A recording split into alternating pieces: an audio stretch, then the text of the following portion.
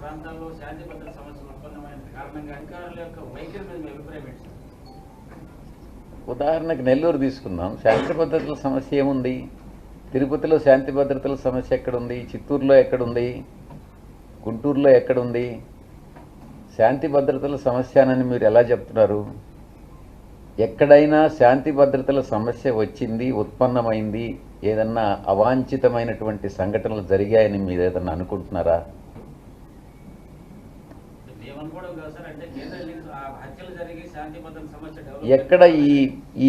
ఎక్కడ హత్యలు జరిగాయి మీరే చెప్పండి. ఆరోపణ చేయడం కాదు కదా.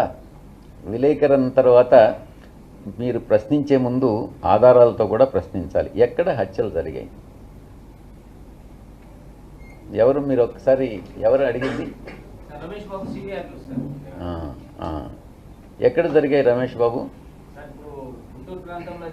ఎక్కడ? గుంటూరు స్పెసిఫిక్గా చెప్పు, నాకు తెలియకుండా ఎక్కడ జరిగింది చెప్పు.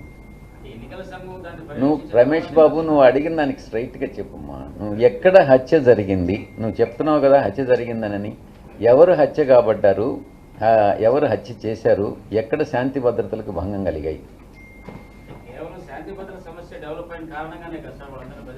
ఏంది? ఎక్కడ శాంతి భద్రతలు అన్నవి ఎక్కడ భంగం కలిగాయి? ఒక ఇన్సిడెంట్ చెప్పు. నువ్వు కానీ చెప్పకుండా ఉంటే నేను సివి రావు గారిని అడుగుతాను. నేను మీ విలేకరు ఇలా అన్నారు, రావు గారు, విశ్వేశ్వరరావు గారు, దీని గురించి మీరేం చెప్తారని నేను అడగాల్సి వస్తుంది. ఒకరో ఇద్దరు చనిపోతే శవ రాజకీయాలు చేస్తావా? ఇవి ప్రభుత్వ హత్యలే. మీరే హత్యలు చేశారు పేదవాడిని, వృద్ధుల్ని. ఆ పాపం ఊరికే పోదు. జగన్మోహన్ రెడ్డి బాబాయిని చంపి ఇప్పుడు హత్య వేరే వాళ్ళ కూతురు పైన పెట్టే పరిస్థితికి వచ్చావు. ఏం తమ్ముళ్ళని అడుగుతున్నా? ఊకెళ్ళి బాబాయ్, ఊకెళ్ళి బాబాయ్, ఊకెళ్ళి బాబాయ్. ఎవరు చంపారు తెలుసు కదా మీకు? తెలుసండి చేలు పైకి ఎత్తండి. తెలుసనే వాళ్ళు చేలు పైకి ఎత్తండి. జగన్మోహన్ రెడ్డి, నువ్వు అనుకుంటున్నావు నేను చంపి ఏం చెప్తే అది ప్రజలు నమ్మతారని. అంటే అందరి చెవుల్లో పూలు పెట్టాలనుకుంటున్నావు, కానీ అందరూ కలిసి నీ చెవులో పూలు పెట్టి శాశ్వతంగా రాజకీయ సమాధి చేసే రోజు దగ్గరలోనే ఉంది. చేస్తారా లేదా? భూస్థాపితం చేస్తారా లేదా పార్టీని? తమాషా అనుకోవద్దు. వృద్ధులు చంపేస్తావా నువ్వు? వాళ్ళ ఘోష నీకు పట్టదా? 3 రోజుల నుంచి అరుస్తున్నా నేను.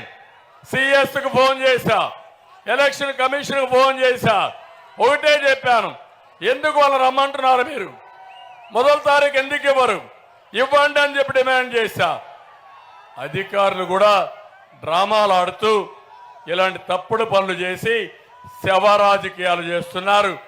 2014లో తండ్రి చనిపోయాడు, తండ్రి లేని బిడ్డని తిరిగాడు. 2019లో తండ్రి పోయాడు, బాబాయిని చంపేశారని ఆ రోజు తిరిగాడు. ఈయనే చంపేసి మన మీద పెట్టే పరిస్థితి వచ్చాడు. ఇప్పుడు వృద్ధులు చంపేసి శవ రాజకీయాలు చేస్తావా? ఆ వృద్ధుల చంపిన పాపం నిన్ను వెంటాడుతుంది, నీ పార్టీని వెంటాడుతుంది. నీ పార్టీ భూస్థాపితం అవుతుందని మరొకసారి హెచ్చరిస్తున్నా.